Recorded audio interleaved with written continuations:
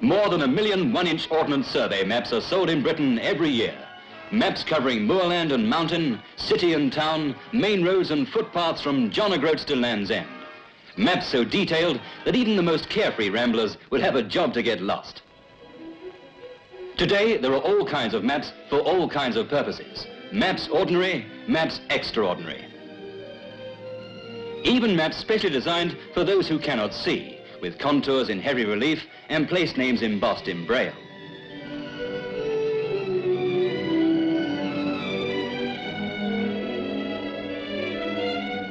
We look at maps at every age, and maps have become bestsellers. At stationery offices all over Britain, for instance, they sell the many kinds of maps produced by the Ordnance Survey, a revenue-earning department which now functions under the Ministry of Agriculture, Fisheries and Food.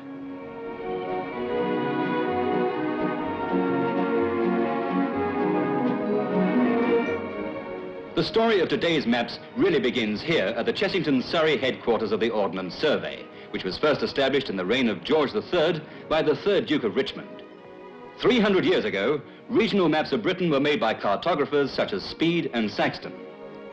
This map was made 100 years later by Sir William Roy, the father of serious map-making. His efforts led to the first National Survey of Britain. It was made mainly for military purposes and was completed by officers of the Royal Artillery and Royal Engineers in 1895 under the Board of Ordnance. The making of a map actually starts here. These surveyors, at what is called a triangulation station, are measuring the angle between two distant points. There are more than 6,500 triangulation stations throughout Britain, a framework on which the whole basis of map making is founded. The stations are established by measuring optically the angles between 3 or more points, and these permanent marks are used in all subsequent map making. If there isn't a convenient hill available, the surveyors have to erect a steel tower from which to do their measuring.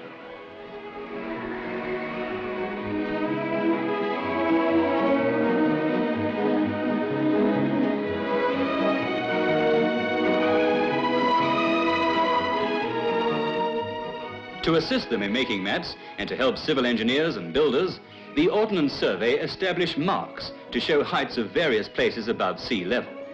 These marks, in the form of arrows, can be seen on milestones up and down the country, as well as on various buildings. Here, surveyors are taking measurements to establish a new benchmark, as the arrowheads are called.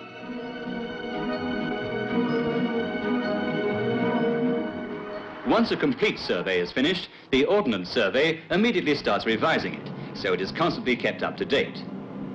Nearly 2,000 surveyors employed by the department are engaged in outdoor survey, whatever the conditions, whatever the weather.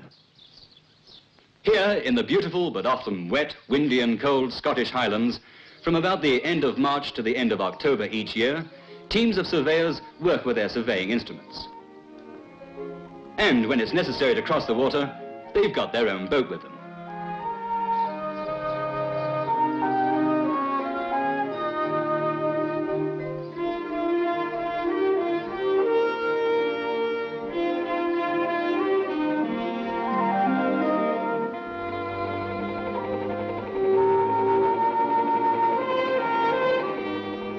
In areas like this and in the moorlands, 3,800 finely detailed maps are being prepared at a scale of 6 inches to the mile. And from these basic maps, all the information for smaller scale maps will be taken.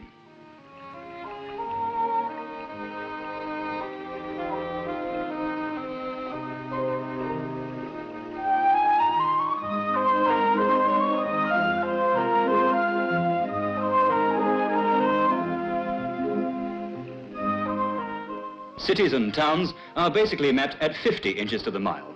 There are 45,000 exact plans made at this scale. Often, surveyors need to enter privately owned land in their work, but whenever possible, they survey without doing so.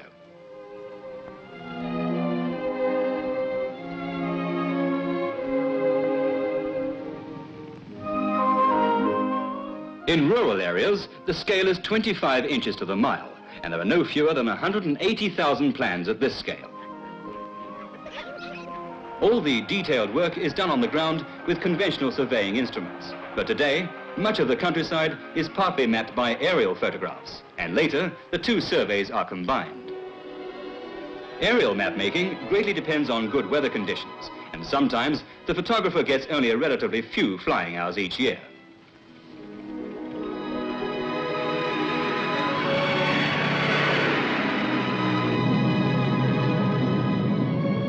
The camera takes photographs 9 inches square at regular intervals of a few seconds, so that each picture overlaps the previous one. This produces a relief effect when they're viewed in the plotting instruments at Chessington.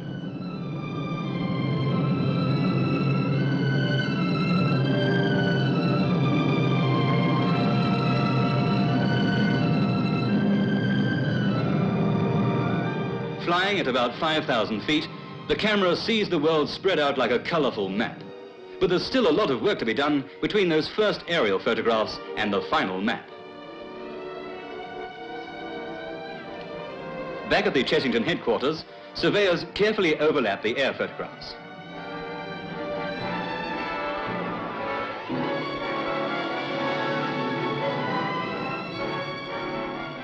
These photographs are then placed in the plotting machines, which enable the air surveyors to trace the details onto transparent sheets, which ground surveyors will later complete during their field surveys.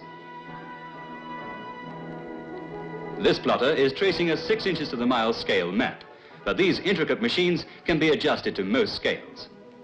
With the aid of the plotting machines, which make many of the necessary adjustments automatically, the surveyors can trace the map's details much quicker than it can be done by hand.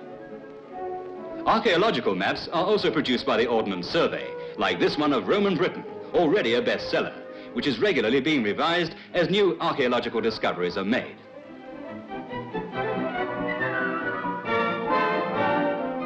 The drawing and printing of the maps is done at Southampton, where nearly 2,000 draftsmen and women, photographers and printers produce maps of all kinds from the information collected by the surveyors.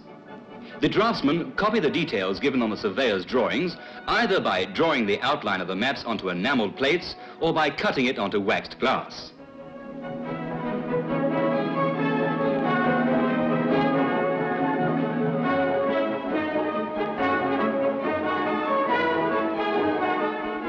The drawings are photographed, and from the negative, a lithographic printing plate is made. A similar plate can be made direct from the waxed glass sheets. The maps are printed in these machines, which print 2 or 3 colors at a time at a rate of 4,000 to 5,000 sheets an hour.